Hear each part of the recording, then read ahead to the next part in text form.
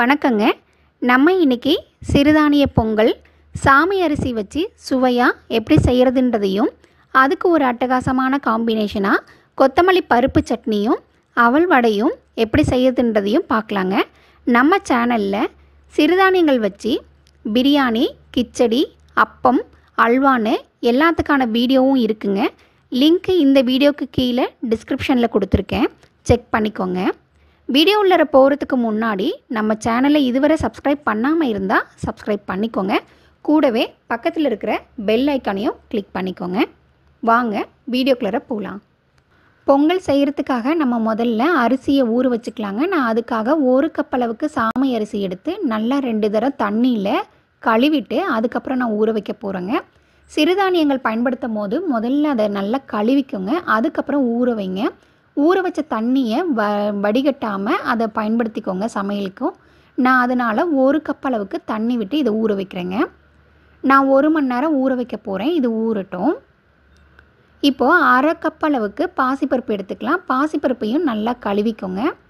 கழுவிட்டு இதில் இருக்க தண்ணியை இருத்து எடுத்து வச்சுக்கோங்க.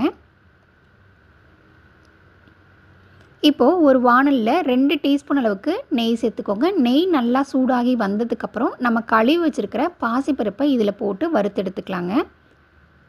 பாசிப்பருப்போட நிறம் லைட்டாக மாறி நல்ல மணம் வர அளவுக்கு வறுத்துக்கோங்க. வறுத்ததுக்கப்புறம் பாசிப்பருப்பை நம்ம தண்ணியில் கொட்ட தேவையில்லை. பாருங்கள், நல்லா மணம் வந்துருச்சு, நல்லா வறுத்தாச்சு. இப்போது அரிசியும் ஊற வச்சு 1 மணி நேரம் ஆயிடுச்சுங்க. இப்போ இதை குக்கருக்கு மாற்றி எடுத்துக்கலாம். இந்த ஊற வச்ச தண்ணியும் சேர்த்து எடுத்துக்கோங்க. இப்போ நம்ம ஊற வச்ச தண்ணி 1 கப் இருக்குது. இது கூடயே நம்ம வறுத்து வச்சுருக்கிற பாசிப்பருப்பையும் சேர்த்துக்கலாம். இது கூட 3 கப் அளவுக்கு தண்ணி சேர்த்துக்கோங்க. பாசிப்பருப்பும் அரிசியும் 1.5 கப்புங்க. அதனால் நம்ம 3 மடங்கு தண்ணி எடுக்க போகிறோம். அதனால் 4.5 கப்புக்கு முன்னாடி ஊற வைக்கிறதுக்கு 1 கப் எடுத்துருந்தோம். இப்போ 3.5 கப்பும் சேர்த்து தண்ணி கூட மஞ்சத்தூளும் உப்புத்தூளும் போட்டு நல்லா கலந்து விட்டுட்டு 4 விசிலுக்கு மீடியம் ஃப்ளேமில் வச்சு வேக விடுங்க. இந்த சமயத்தில் நம்ம சட்னி ரெடி பண்ணிக்கலாங்க. ஒரு வாணலில் 1 டீஸ்பூன் அளவுக்கு எண்ணெய் எடுத்துக்கோங்க. எண்ணெய் நிறைய தேவைப்படாது, 1 டீஸ்பூன் அளவுக்கு எண்ணெய் போதுங்க. இதில் 2 டேபிள் ஸ்பூன் அளவுக்கு உளுத்தம்பருப்பு சேர்த்துக்கோங்க. 2 டேபிள் ஸ்பூன் அளவுக்கு கடலைப்பருப்பு சேர்த்துக்கலாம். 1 டேபிள் ஸ்பூன் அளவுக்கு பாசிப்பருப்பும் 1 டேபிள் ஸ்பூன் அளவுக்கு துவரம்பருப்பு. என்கிட்ட துவரம்பருப்பு இல்லாதனால மசூர் தால் சேர்த்துருக்கேங்க. இது 4யும் லைட்டாக வறுத்து விடுங்க. ஒரு 3 நிமிஷத்துக்கு வறுத்து விட்டால் போதும். இது கூட தக்காளி, வெங்காயம், பூண்டு சேர்த்துக்கலாங்க. நான் 1/2 தக்காளியும் 1/4 வெங்காயமும் சேர்த்துருக்கேன். உங்கள்கிட்ட சின்ன வெங்காயம் இருந்ததுன்னா ஒரு 4 வெங்காயமாக பார்த்து சேர்த்திக்கோங்க. தக்காளி நல்லா சுருங்கி வர அளவுக்கு வறுத்து விடுங்க. தக்காளி சுருங்கிருச்சு. இந்த சமயத்தில் நான் வரமிளகாயும், புளி, கொஞ்சம் சீரகம், மிளகு போட்டுக்கிறேன். சீரகம் 1 டீஸ்பூன் போட்டேன்னா மிளகு 1/2 டீஸ்பூன் போட்டிருக்கேங்க.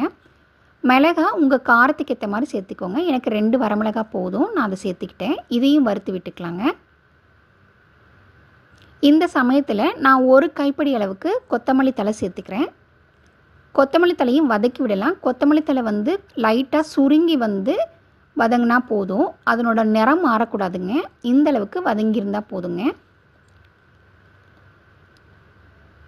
அவ்வளோதான், வதக்கியாச்சு. இந்த சமயத்தில் 1 டீஸ்பூன் அளவுக்கு உப்பும் 1/4 டீஸ்பூன் அளவுக்கு தண்ணியும் ஊற்றி இதை வெளியில் எடுத்து வச்சு ஆற விடலாம். நல்லா ஆறி வந்ததுக்கப்புறம் இதை அரைச்சி எடுத்துக்கலாங்க. அவ்வளோதாங்க, அரைச்சி எடுத்தாச்சு. இது தாளிப்புக்காக நான் எண்ணெயில் சீரகம், கடலைப்பருப்பு, கடுகு இது 3யும் போட்டு தாளித்து விட்டுக்கிறேன். உங்கள்கிட்ட கருவேப்பிலை இருந்தால் அதையும் போட்டு தாளித்து விட்டுக்கோங்க. அவ்வளோதாங்க, நம்மளோட கொத்தமல்லி பருப்பு சட்னி சூப்பராக ரெடி ஆகிடுச்சு. இந்த சமயத்தில் நம்ம குக்கரில் வச்ச 4 விசிலு முடிஞ்சு ஒரு 10 நிமிஷம் ஆயிடுச்சுங்க. பாருங்கள், பொங்கல் சூப்பராக வெந்திருக்கு. அவ்வளோதான், நல்லா மெதுன்னு வெந்திருக்குங்க. ஏன்னா நம்ம 1 மணி நேரம் ஊற வச்சு அரிசியை பயன்படுத்தியிருக்கிறோம். நல்லா சூப்பராக வெந்திருக்குங்க. எப்போவுமே சிறுதானியங்கள் பயன்படுத்தும் போது ஊற வச்சே பயன்படுத்துங்க. இப்போது பொங்கலுக்கு நம்ம தாளித்து விட்டுக்கலாம். நான் அதுக்காக 3 டேபிள் ஸ்பூன் அளவுக்கு நெய் எடுத்துக்கிறேங்க. நெய் உங்களுக்கு நிறைய வேணான்னா உங்களுக்கு ஏற்ற மாதிரி நெய் எடுத்துக்கோங்க. நான் இதில் 10 முந்திரி பருப்பு 2ஆக கட் பண்ணி போட்டிருக்கேங்க.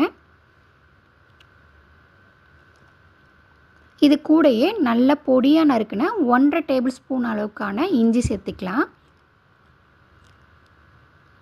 1 டீஸ்பூனுக்கான சீரகமும் 1/2 டீஸ்பூனுக்கான மிளகும் சேர்த்திக்கலாங்க.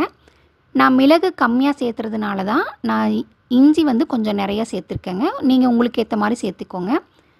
சிவப்பு மிளகாய் இல்லைன்னா பச்சை மிளகாய் வந்து 1 நறுக்கி போட்டுக்கலாம். இது ஒரு 2 நிமிஷத்துக்கு நல்லா வதக்கி விடுங்க. முந்திரியோட நிறம் மாறுற அளவுக்கு நீங்கள் வதக்கி விடுங்க. அவ்வளோதான். இது நல்லா வறுத்தாச்சு. இப்போ இது எல்லாத்தையும் எடுத்து உள்ளே கொட்டிடலாங்க. கொட்டிட்டு ஒரு கிளறி விடுங்க பொங்கலை.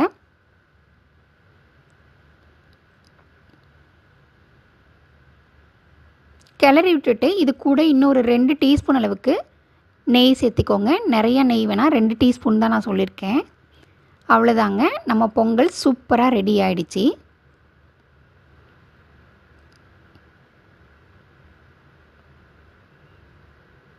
நான் இந்த பொங்கலோட சேர்ந்து கடித்து சாப்பிட்றதுக்காக அவல் வடை வந்து ஊற வச்சு வடைக்கு ரெடி பண்ணிட்டேன். இதை பொரித்து எடுத்துக்கலாங்க. இந்த வடைக்கான வீடியோ இப்போது இதில் போட்டால் ரொம்ப லென்த்தாக போகுன்றதுனால நான் செப்பரேட் வீடியோவாக அப்லோட் பண்ண போகிறேன். நீங்கள் அதில் செக் பண்ணிக்கோங்க. வாங்க சாப்பிடலாம். எப்போயுமே பொங்கல் கூட தேங்காய் சட்னி தான் நம்ம சாப்பிட்ருப்போம். கொத்தமல்லி சட்னி ஒரு தடவை வச்சு சாப்பிட்டு பாருங்கள், சூப்பராக இருக்கும். மெதுவடைக்கு பதிலாக அவல் வடை வச்சு சாப்பிட்டு பாருங்கள், அதுவும் சூப்பர் காம்பினேஷனுங்க. உங்கள் வீட்லேயும் நீங்கள் சமைச்சு சாப்பிட்டுட்டு எப்படி இருக்குன்னு சொல்லி எனக்கு தெரியப்படுத்துங்க. இந்த வீடியோ உங்களுக்கு பிடிச்சிருந்தா லைக் பண்ணுங்கள், ஷேர் பண்ணுங்கள். மறக்காமல் நம்ம சேனலை சப்ஸ்கிரைப் பண்ணாமல் இருந்தால் சப்ஸ்கிரைப் பண்ணிக்கோங்க. தேங்க்யூ.